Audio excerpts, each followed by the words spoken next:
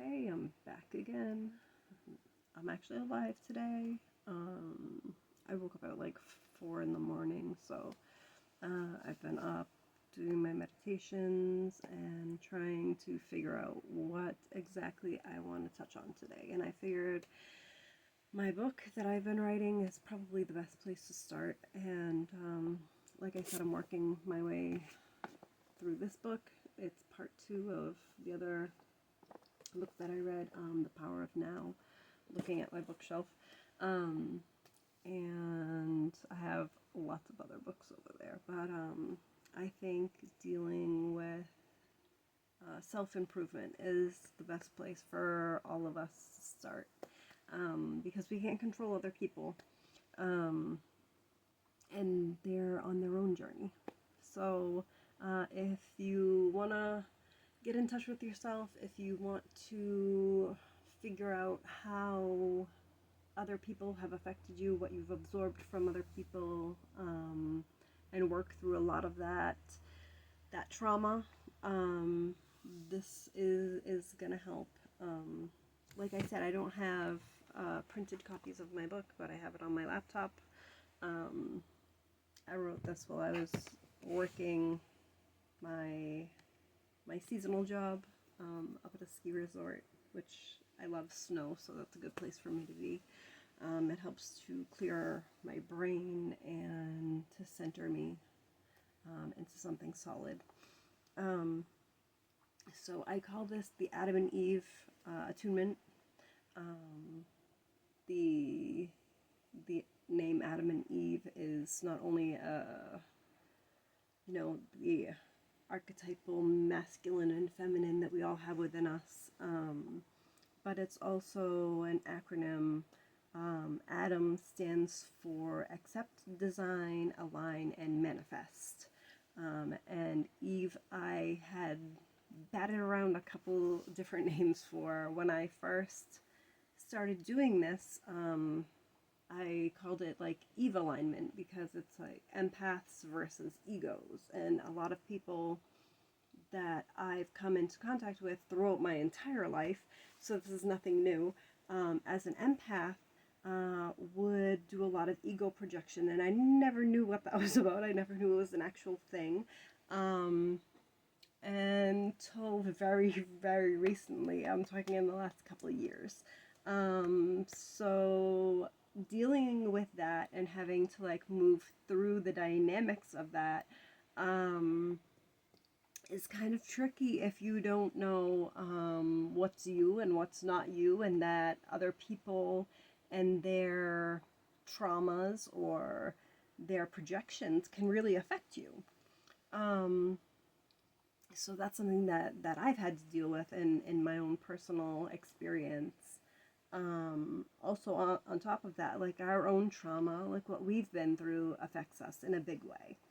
Um, so just getting to a space where you can balance this, and I don't know, I feel like when I go to the beach, I have a bunch of kids. So when I go to the beach, I end up with like, hey, I want to bring this home. I want to bring this home. I want to bring this home. So at the end of the day, you have this bag full of stuff. Weird stuff, odds and ends, rocks, seashells, empty wrappers, just the gambit of what's from the day. And you get home and you start trying to like sort out, okay, who does this belong to, who does this belong to, who does that belong to. And this kind of emotional baggage that we pick up from life is very much the same way. And I kind of want to like jump into this with you guys and kind of like sort out this whole what is us, because in the long run, you want to break down to who you are at your core. And some of us, it's not so easy just to like be like, okay, I know what's mine and I know what's not mine, because a lot of us absorb things and we learn things and we pick up things, and learned behaviors are hard to reprogram. I will tell you that right now out the gate. Um, that is something that I have done with a lot of other people. you know, you talk to people and you talk about the things that are not always great, like, oh man, I have this thing and it's driving me nuts because it's just something that it's a reaction and I don't like it. I don't like it. It doesn't make me feel good. It doesn't make the people that I react to feel good. So is there anything I can do to fix this? Abso-freaking-lutely. And the fact that you notice that and that you want to fix it is like the first step in being able to fix it. So that's a really good thing. So we'll go through this, and I'll skip the whole forward. It's just like, yeah, we don't really. I'm here, so I don't have to actually read all that to you guys. But so yeah, so Eve came in my situation. The whole concept for this, the Eve actually came first, and I had ended up after the whole Adam piece had came about, and it's really weird because I didn't sit down and be like, yeah, I want to write this book about like this Adam and Eve process, and I have this whole like pre-planned thing, and I didn't really know where it was gonna go. I just knew that I did this and this was how I did this. And then other people are like, well, can you share this? Can you put it in a format where like we can read it and like other people can do this? Like it sounds phenomenal. And so I sat down and just started doing it before work some days and during work if it was slow, and just sitting there with my books and my laptop and, you know, kind of making things happen. And so Eve had morphed into, as I was sitting there and looking at more things about energy work, the acronym Eve had morphed from empaths versus egos, to energetic, vibrational, and emotional alignment. Because we have more than just this physical, you know, this little vehicle that we travel in. It goes a lot deeper than that. And I know that a lot of people will talk about like body, mind, and spirit, or you know, your frequency and your emotional state and your physical state, like these three dimensions of self. And that only works if you're dealing with things here in the 3D. That's the three dimensions, you know, that three part. And I'm all about like the Trinity. Everything here has a Trinity. And I will give you like a couple examples. We know about, like, if you're religious at all, we know about the Father, the Son, and the Holy Ghost. The sun, the moon, the stars, the three sources of light that we have here in our 3D world. We have like primary colors. There's three of them: red, blue, and yellow. Secondary colors, three of them: purple, green, and orange. So our limits here in this tangible world that we can touch are these aspects of three. What we need to do is break out of that a little bit.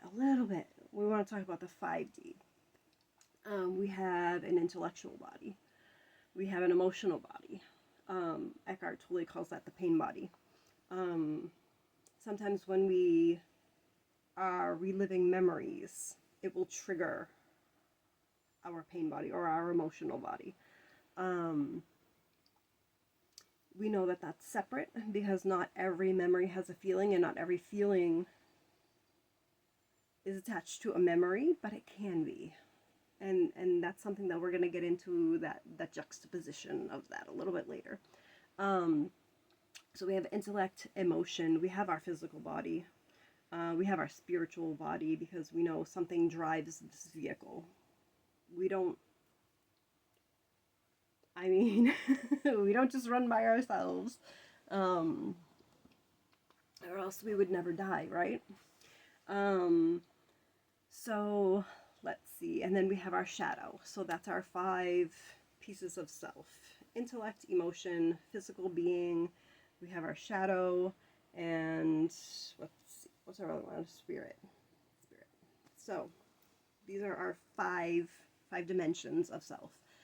And when we focus all on one and not enough on the rest, it kind of throws us out of whack, and it leaves a lot of things kind of like at odds with each other.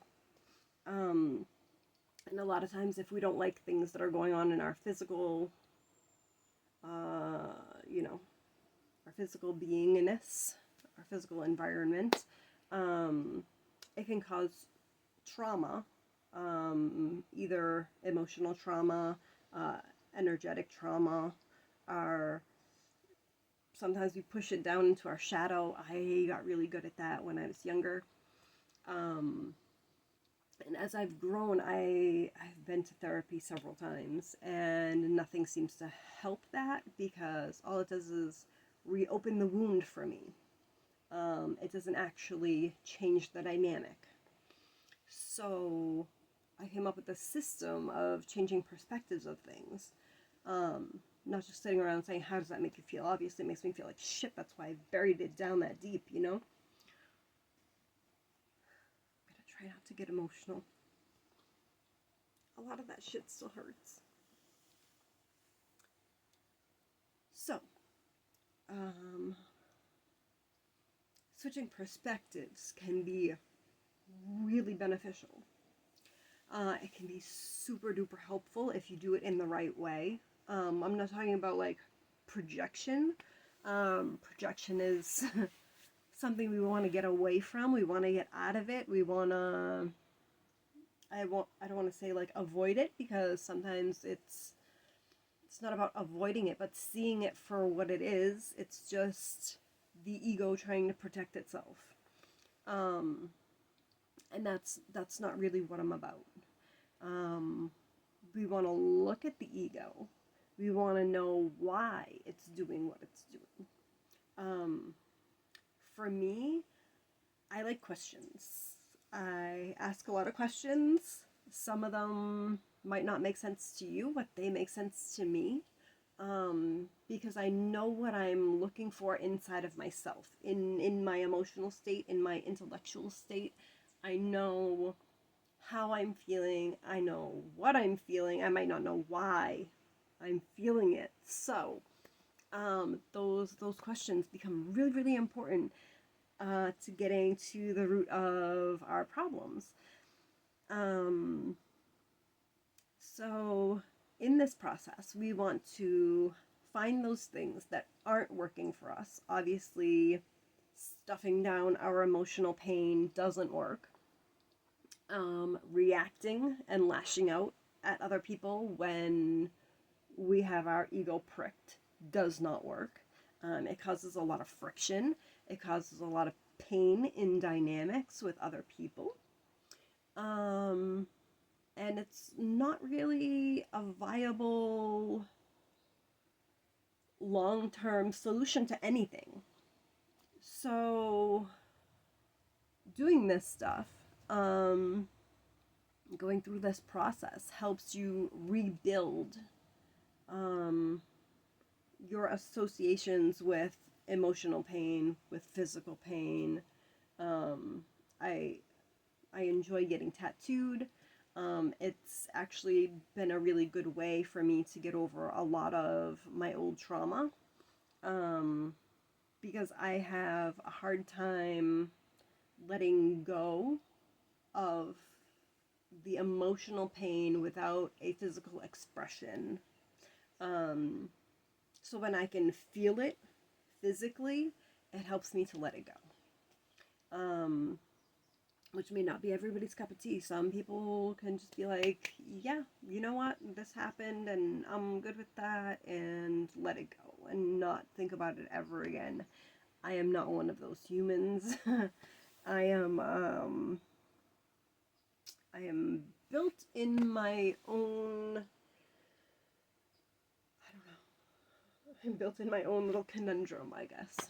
And it's just how I work. So we deal with a lot of questions. My suggestion would be grab a notebook, and we'll start working through some of the stuff. I'm gonna be doing some lives as well, to go through some of the stuff and actually help people in real time with some of the stuff that they're dealing with. I'd really like to be able to do that all the time. I don't know, with my schedule if I will be able to do that all the time, but I know in the summer it will be easier for me to kind of get some space to do those things and to be able to facilitate more finding of the self and more working through problems and more just work that I just do naturally anyways. As an empath, when you stop absorbing other people's stuff and you start holding up the mirror to them and their stuff, a lot of people don't like that. They find it extraordinarily uncomfortable. And I'm one of those people that has never really functioned in comfort. I like being uncomfortable. Uncomfortable means you're growing. I like to throw myself into new projects and learn new things and ask all the question and have that beginner's mind, have that blank slate, because you can learn so much more when you're looking for answers than when you think you have them all. And even in this stuff, I don't know. I just wanted to know how to stop feeling like shit all the time. And that's what brought me to kind of this process. And I kind of enjoy like learning and growing and changing and see what feels comfortable for me. Not like comfortable, but like what feels more authentic. That's the more accurate word that I want. What feels true to me, what feels like an honest expression of who I am. So as we work through this process, and I can give you examples from my life because I have not lived the most perfect life. I have had a lot of extraordinarily difficult situations and that I've been through. I've had a lot of really amazing situations that I've been through. And you can let either one define you. Because like I said before, it's like telling the universe that it should fit inside of these four walls, and that's not who any of us are as individuals. We are a vast, amazing, multifaceted being, and to say that we're stuck in this three-dimensional space is vastly untrue. It's so untrue. It's ridiculous. We are infinite and amazing and undefinable. The more labels you give to yourself, the smaller of a box you have to fit in. And that's just unfair. It's so vastly unfair. So we wanna break out of that here. We wanna start chipping away our shells and start finding more of who we are on the inside, you know? And maybe sometimes the outside. Who knows? Who knows where we're gonna go? But yeah, this is a very long video to say a lot of nothing, but here we are. So yeah, definitely grab a notebook. I'll go over the first step in about the last 10 minutes that I have of this video. And they take so long to upload. So the first A in Adam is going to be for acceptance. And this is what I was saying about, like, once you realize you have a flaw, that's going to be the most important step that there is. All right. So acceptance is the first step in tuning ourselves. And the purpose of tuning ourselves, just like tuning an instrument, is to be in harmony. And yes, we're not trying to be in harmony with other instruments. We are trying to be in harmony with other people and other situations. So acceptance is a process of finding our own flaws and shortcomings and reactions and those things that are like afterwards you're like, I should have handled that better. That's the point that I would get to with my reactions. I've been with other people, like with the whole road rage thing. Oh, I can't stand that. I can't deal with that. I mean, I understand it, but I don't enjoy it. That's something that's never ends well. And it can be avoided. Switching perspectives in that situation is so easy, and I don't know. So at this point, when we're trying to center ourselves, we're trying to get to the root of our problems.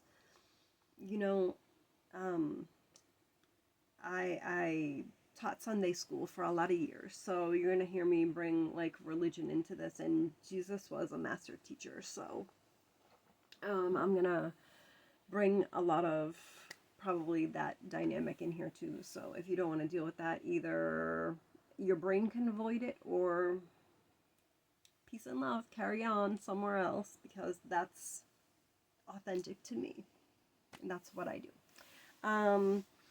So he said, don't try to fix the beam in your brother's eye with a mote in your own. And, fix yourself first. How are you going to save somebody that's drowning if you don't even have a boat? You know what I mean? You're in the middle of the ocean. You both need rescuing. And I've heard it put that way too, like on an airplane, they tell you put an oxygen mask on yourself before you try and help anybody else, because you can't do anything if you pass out. Here we are. If we're going to help those around us, we need to have a firm and stable foundation to help them from. So this is how we build it. This is a process of us building our foundation. And I love talking about this stuff because it took me so long to get to the point where I understood how I was able to change these dynamics for people around me. And the second thing is how I was able to fix them in myself so that I was able to apply them to other people. Because when something comes naturally to you and you don't really understand why it does, it's kind of confusing to try to explain it to somebody else, because I don't know. I just did it. So this is acceptance. We're going to find our own flaws, our triggers, so things that you will snap at people about, our wounding. So we might have like a wounding around like relationships, like being able to take a compliment. I could not do that for the longest time. I was so very picked on growing up. And it's not even like just by family, but by like everybody. So here I am, taking compliments. Still difficult, but I can do it now. It's still not super comfortable, but it happens every now and then. Let's see. So like wounding about things like that, and shadows, those places where we've stuffed stuff down so far that we kind of forget it's there. That's what makes our shadow. Let's see. Oh, I put a note here. So if you've ever dealt with like a leak or anything like that, and I've had I've had plenty of leaky plumbing and stuff like that. So leaky roof, like just leaks. If you find them when they're small, you can fix it before it does major damage. Um, and our relationships, and it doesn't have to be like a romantic relationship, but just like my relationship with my children, because of how I was raised, I was repeating that cycle a lot in my own family. And one day I was like, what the beep am I doing? Like, I never wanted to be like my parents, and not because they were innately bad, but just they had behaviors that made it very unpleasant to grow up in that house. Um, so much so that I would rather hang out in the basement and sort screws and bolts rather than be in an environment where I had to deal with my family. And I'm sure people can relate to that. Hopefully, I'm not the only one. I'm pretty sure I'm not. Um, but yeah, it was just not great. And to see that cycle repeating and being able, and this is what I mean about changing perspectives, to feel how my kids felt on the receiving end of that shit. And being like, why? Why did I choose to perpetuate this crap? Like, why